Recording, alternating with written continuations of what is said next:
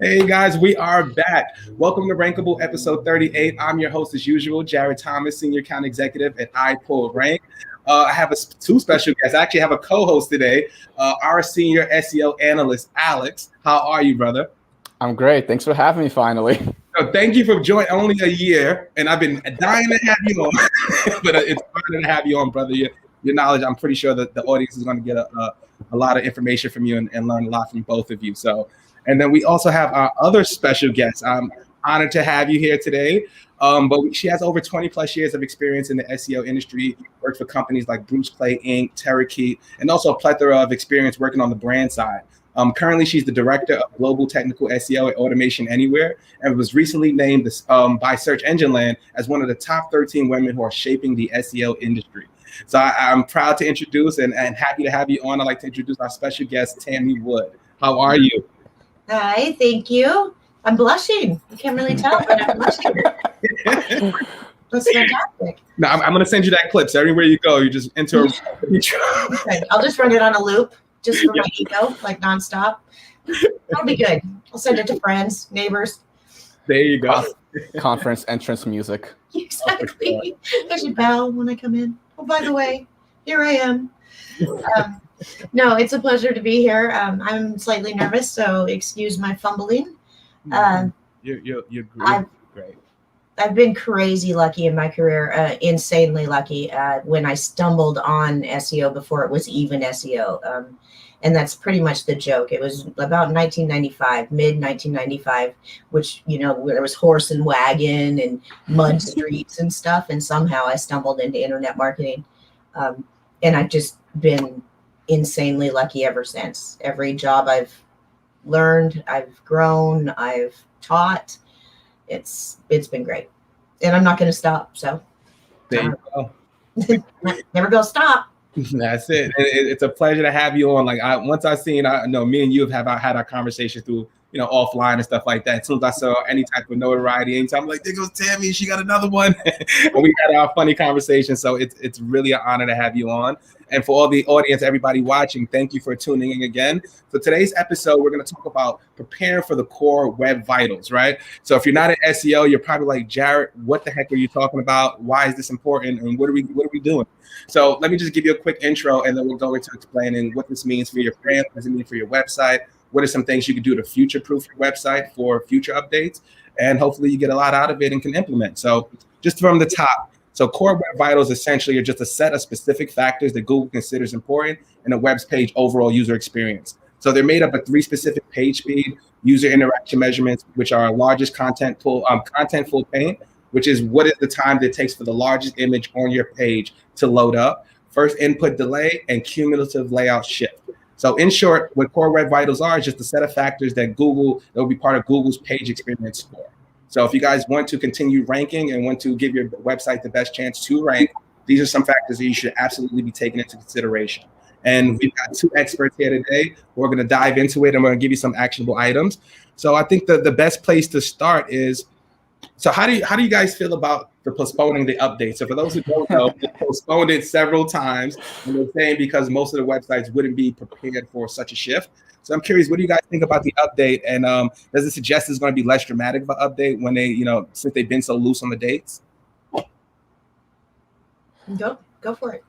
You want me to answer first? I was actually hoping Tammy would answer. So like, you get piggyback on it. I don't want any biased answers from Tammy because I have a ton of respect for her 20 years of experience.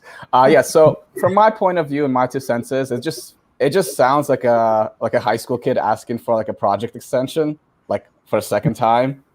So either they don't have everything properly wrapped up on their end, or they are still figuring out how to not make it a dramatic shift. So they already tweaked the CLS score. They already capped it out at, I think, like a 75th percentile. So like you wouldn't get like super dinged for having bad CLS score.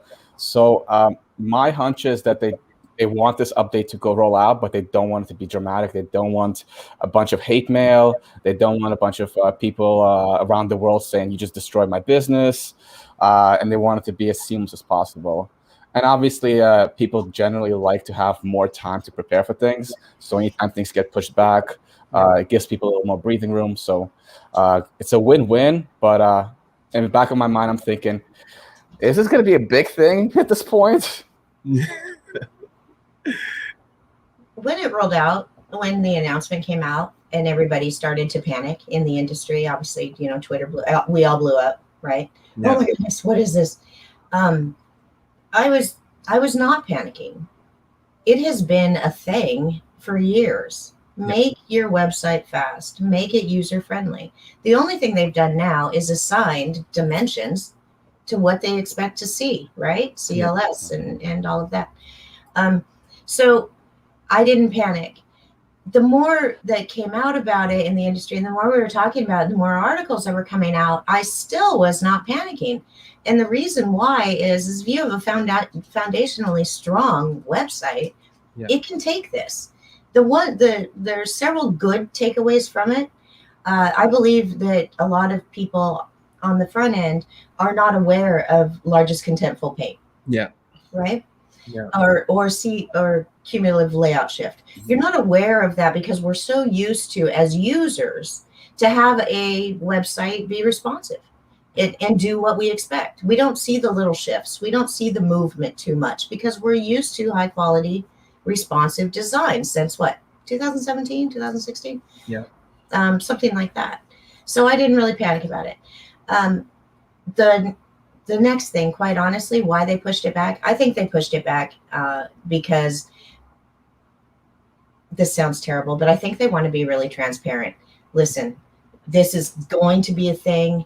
It's been growing. It's been kind of a part of our page load speed when we introduced you to Lighthouse. It's coming, and it's probably rolling out a little bit at a time combined into everything else. And because even Danny Sullivan said on Twitter, I don't know if you follow him on Twitter, I'm sure you do, said that it's going to be June to mid-August, that it's going to fully roll out. So that's a lot of time to see a lot of change. For sure. And I would love to ask you a question to piggyback off what you just said, because you said really if you have a good foundation to your website, if you have a good, if you implement a good SEO strategy, you should be able to take the hit. So for SEOs who are, let's say, junior, just getting started, and they're looking at their domain right now, how would they tell if they're kind of, foolproof and able to take the brunt of this update?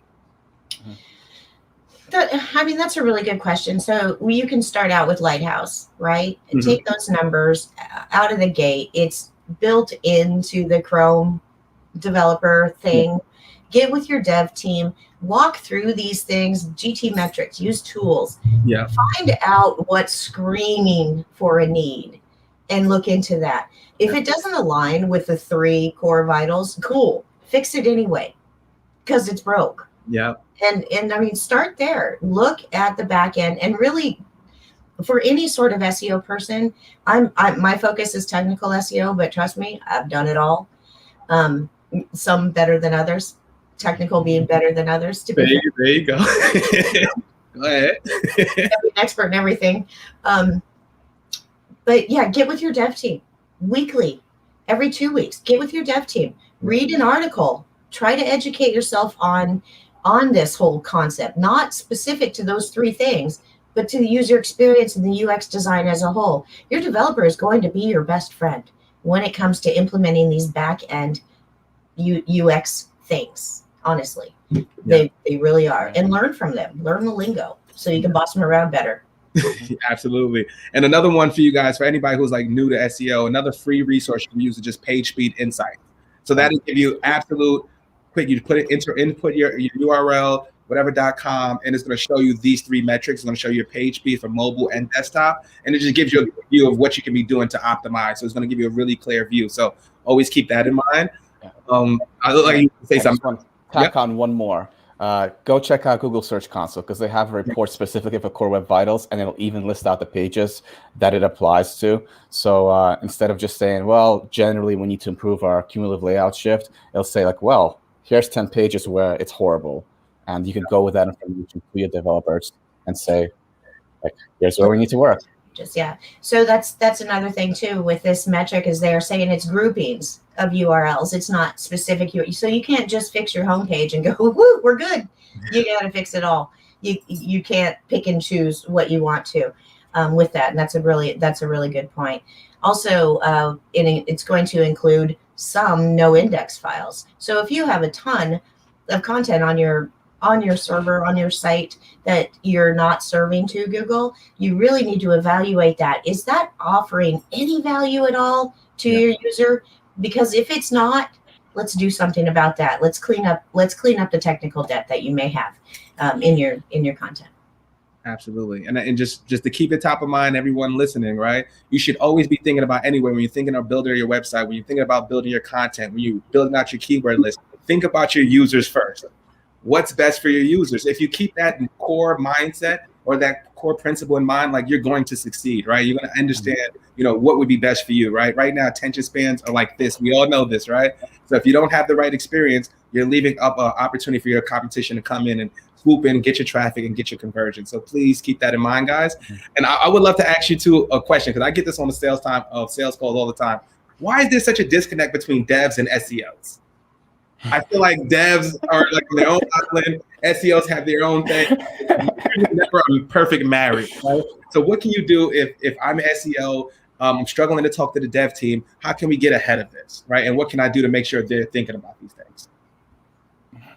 Yeah, so the disconnect happens from just creating an extra level of work and an extra level of things to worry and stress over. So obviously everybody has their own KPIs. This is just going to be the nature of the game. If you're a writer, you're not thinking of like, oh, how do I optimize the title tag? You should be, but you're thinking, how do I hit my goals? How do I hit my number of articles per month or something like that? And same thing for developers. They have a queue. They have a huge backlog usually. They're working through things like they were put in that backlog last year, and they're always behind. So if you add another layer of things to worry about and address, like SEO, obviously there's going to be some pushback. Now, overall, what's good for SEO generally is good for the overall brand, and it's a matter of pivoting the conversation towards, you're not just working to like make the site like functional or like appease like the CTO of your company. You also want to help the brand. So if you're trying to improve the site, think bigger. And SEO does in fact help the overall product. And it's not just like, well, let me just push some code live and that's my job. Yeah. So trying to bigger issue, right? If you just push code live, like there can significant ramifications behind that. Yeah. You want to see eye to eye. Ultimately, like they're just people. So like you're not trying to like make their life harder.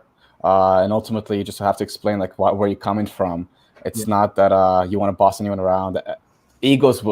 Some egos will happen.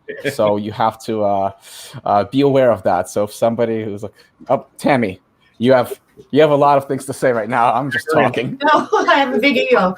my ego gets in the way. Oh, it's not good. Yeah, I try to put that aside. I try to be like, look, I know you know things I don't know, and I know things you don't know. Like, let's work together on this. The ultimate goal is the same, which is trying to improve the bottom line or improve traffic, improve user experience. That KPIs might not always align, but ultimately, like, I'm trying to help you, and you're trying to help me. Yeah, that's it. I completely and totally agree with you there. I think it happens. There's communication silos in between departments based on people's, KPIs as well as their workload that we can't see. Yeah. How I balance that, and I'm really in a lucky position to have dedicated dev teams for SEO. And I get to create tickets for them. How I create these tickets, I think, is how I get things pushed through. I make it very, very simple. If 3 things need to be done to one URL, I put it all in one ticket. You're in that code already.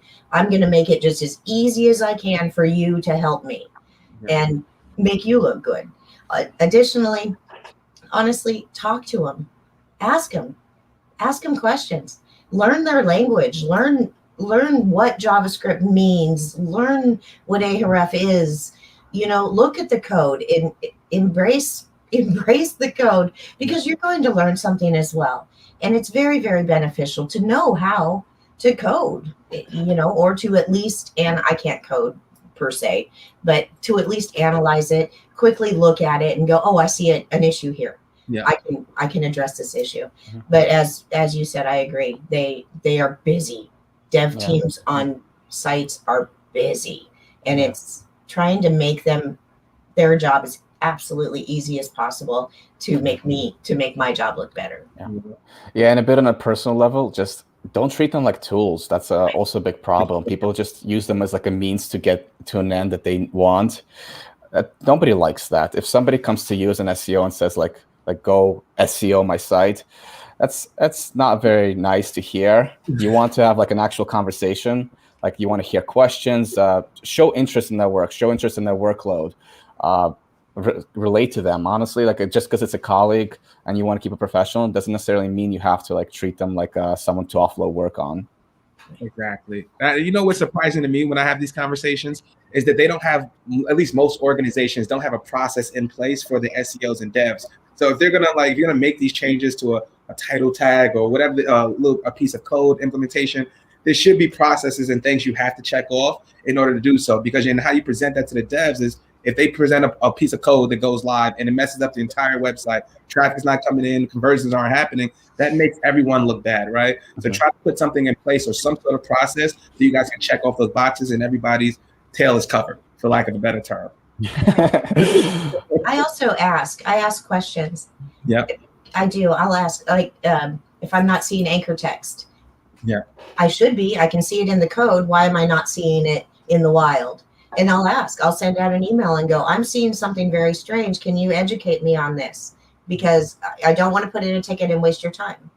And that I have found to be I've learned a lot from that, actually. So it's just engaging with them and saying, I'm open to learning what you need from me as well.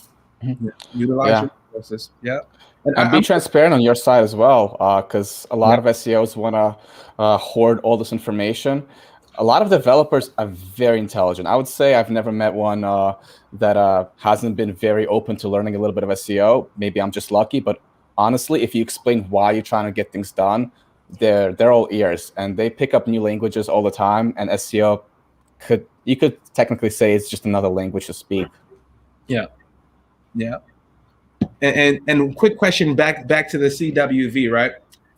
Well, who should be most worried? Like what brands or what websites should be most worried about the core web vitals? Is there a specific vertical that it'll impact more so than the others? Is it like e-commerce bad, or the publishers? Who would be most affected? I'll go. Yeah.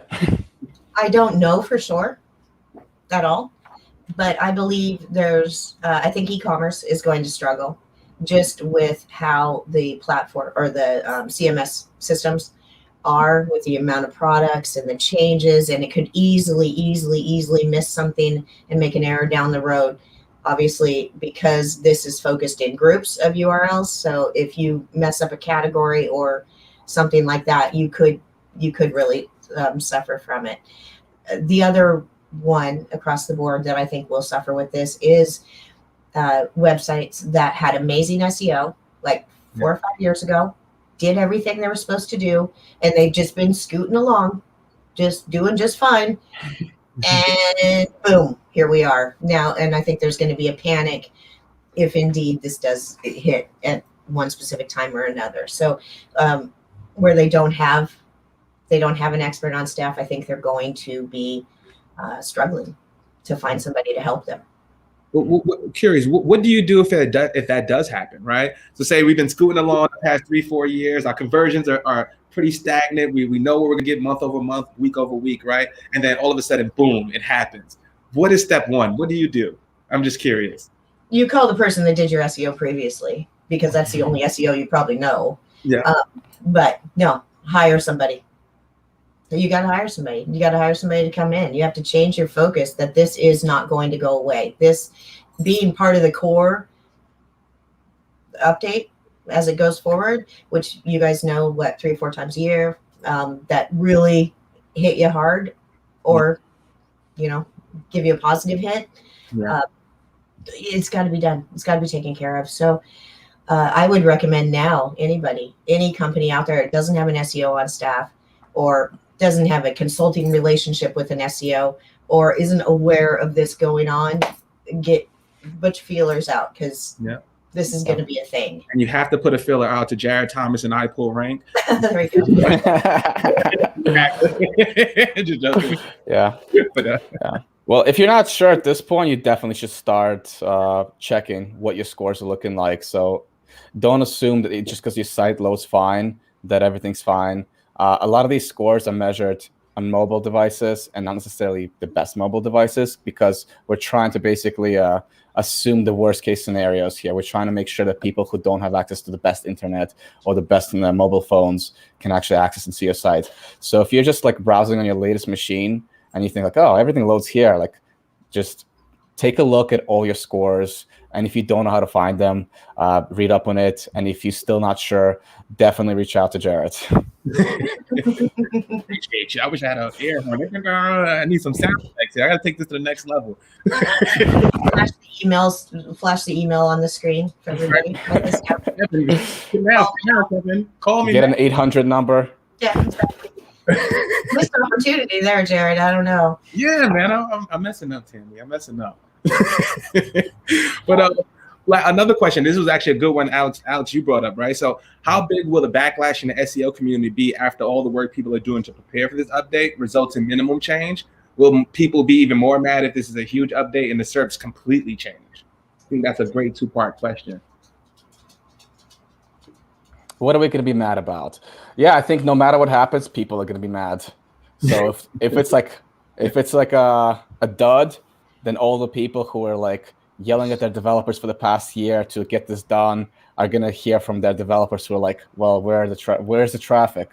And people who didn't get anything done, if this is a big change and they tank, then they're going to be mad, like saying like, well, I've been working on my site. It's been #1 for whatever keywords. And now this nonsensical update just like tanked my site and I lost my income. So either way, Google's going to lose. Which is why I understand why they try to be like so coy about everything, roll it out slowly. They're learning from their past mistakes. But yeah, I think people are going to be mad. There's not going to be like, I don't see a scenario where people are just like, oh, this was perfect. I don't think that ever. There's going to be losers for sure. Yeah, that just hit the spot. Ooh, thank you. Can I have some more? I don't think SEOs are going to be upset at all, to tell you the truth, because the nature of our industry is, I mean, I know more today than I did yesterday. And that's just the nature of it. You have to continually roll with the punches. It's an amazing industry to continue learning and never a dull moment. I do think, obviously, there's no way for Google to win in this, but Google never wins in this. It's always Google's fault. It's never anybody's fault but Google's. We have to blame them. I personally don't. I don't blame Google, obviously. I think it's the one thing that I learned on day one of working with Bruce Clay, and I don't know if anybody here has worked with him or not, but the introduction, he said, the very first thing that you need to know is Google is a for-profit company. She is not here for you. Yeah. Does not care about you or your business, cares about their business and their revenue. So when you keep that in mind, you have to do things that make your client's website or your website look good, make Google look good, because Google wants to look good. Doesn't care about anything else.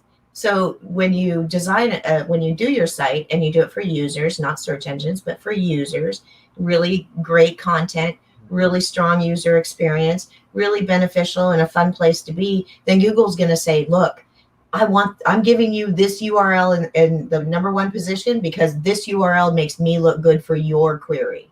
That's a great. All of it is that. That's SEO right there. Do all of that. And then, give me a call later. Yep, and make sure we clip that. That was that's going on social. That's really good. I've said that before, but that's really what it is when you do remember, Google's not here to serve us. It's a free service, and we're in her world, and we've got to play by those rules. So true. I would love to hear it, because I'm not an SEO. I'm somebody who understands it and sells it. I would love to understand from you guys, like, what is the biggest mistake that you've made from an SEO perspective, and how did you recover? I would love to. Let's just have some fun with it. Like, what is like one thing you're like, oh no, I can't believe I did it, and how did you get back? Biggest mistake. So many. I've made so many mistakes over the years. One I did do when WordPress first came out, and I was a SEO consultant. Mhm. And I was working, I don't even remember. It was like a startup in San Francisco or something. And blogging was just now a thing. And it's been that long. Yes, I'm really that old. And I was like, oh, well, I can do that. Log into the back end. Oh, this looks super easy. I deleted the entire blog. Didn't notice it for 3 days. Client calls me like panicked, thinking they had done it. And I'm looking at it going, I know I did that. That was totally on me. And I had to say, that's not on you. I did that. And they fired me after I fixed it. Oh boy. Wow. Oh wow. It's okay. It makes sense, right? I wasted three days of their time because I made a mistake. I didn't verify it. I didn't double check it. And I should have. But I've never made that same mistake. That's quite the learning experience. That would be my biggest fear, being an SEO. That would be like I would be in my own way. I know me. I would open everything. I had to admit it. I couldn't let them take the blame. I knew exactly, as soon as they emailed me and I pulled it up, I knew exactly what I had done. I knew that it was indeed on me, and they were saying that they had done it, and I was like, no, you didn't do this. I broke your site. I'll fix it. And then, they fired me. Oh man, no good deed goes unpunished. I actually have to go back to the biggest mistake all the way back to my first job. And for reference, for my very first SEO role was link building. So that's just a mistake waiting to happen. So we were doing outreach, a lot of outreach, trying to get our sites to get links, writing content on these external sites and getting a link back. And at some point, and honestly, I think it might have been actually my supervisor, but there's no way to tell for sure. We built links from a set of sites to all our clients, and we all got a manual penalty. They all got it. They all got fell into the sandbox, lost all the traffic, tanked, and we were just like, all right, reconsideration requests. That doesn't work at all. Like we were trying really hard, but it was just like, wow. That's what I say is wow. It happened across all the clients too. That was the sad part, because like the sites looked really good, and I guess the fact that like they were really good meant, and they were like selling links, meant that a lot of people probably were buying those links, and eventually it just got caught. And yeah, it's unfortunate. And honestly, even my first role, I was just like thinking, are we doing something wrong here? I know I'm not an expert yet, but like I feel like it was trying to game the system. And sure enough, eventually it was a hard lesson for us to learn. Goodness. It's a good one to learn, though. Yeah. It's now you know, even though, and it's so hard when you belong to these forums with, Black Hat and all of that, it is so hard to watch your competitors effortlessly take the first in, through 3 positions, and you are doing it all right. You're ticking all the boxes. You're doing all the work, and you are not moving. Yeah. It's really infuriating. And, your boss is asking you and your clients are asking you, and you have to literally say, have I done everything I possibly can? Is everything in the works? And I just need to be patient. And you just have to wait it out while your competitors out there buying links and PBNs and all of this. And it's frustrating, but in the long run, you will have a stronger foundational website with SEO best practices, and you will not get hit with a penalty. Yeah. If you follow the rules. This was still, this was the end, almost the end of the Wild West days of SEO. This was just when Google said, like, look, guys, if you pay in any way for a link, that's Black Hat. So this was kind of remnants of those past tactics. And obviously we got a nice reminder that we probably shouldn't do it anymore. Penguin was hard. Penguin hit a lot of people really, really hard. I had a lot of my sites actually get hit by Panda because duplicate content wasn't an issue. So there would be the same content across 4 4 domains, and I'd be like, it's all great content, it's different domains. We're fine. We weren't fine. Turns out. But Penguin hit a lot of companies hard. I actually successfully did reconsideration requests for the links. Nice. There's a way to do it. If you want, I'll let you know. Yeah. There was a lot of cleanup and disavowing, and obviously we did all we could to make sure that we like come clean with it. But honestly, I think it probably came back. It did start coming back eventually, but ultimately, like the ding was so big that the client was just not pleased. Oh man, yeah, I'm so sorry. I do want to know though, Tammy. I'll hit you up offline. Yeah, it's like a 6-step thing, but it's been really successful. I had a client that had like 600,000 links, and they were just horrible. And it took 3 times, but I was able to get it done. And nice. I've done it since on smaller issues where there is a very specific manual penalty. There is a way to do it. Awesome. I'll let you know. All right. Offline. Yeah. Sure. So we are at time. I just want to say thank you both, right? Because I didn't realize we was at the 30-minute mark. I've just been enjoying the conversation. But Tammy, thank you again for joining. Thank you for being a friend of the company, a friend of mine. We're always rooting for you. I love seeing all the amazing things you do, and looking forward to all the amazing things you will accomplish in the future. So thank you again. Thank you so much. It's been great fun. It was really nice to get with both of you. Yeah, and I gotta give props to Jared for attention to detail. I see that Seattle Mariners hat. I'm just saying.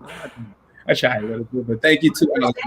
I didn't think we were gonna have you on, man. But thank you again, brother. It's an absolute pleasure working with you every day and learning from you, man. So thank you for joining and giving the audience some good tidbits and some gems. Thank you, brother. You're welcome. Thanks. Yeah, thank you both. Thank you, Tammy.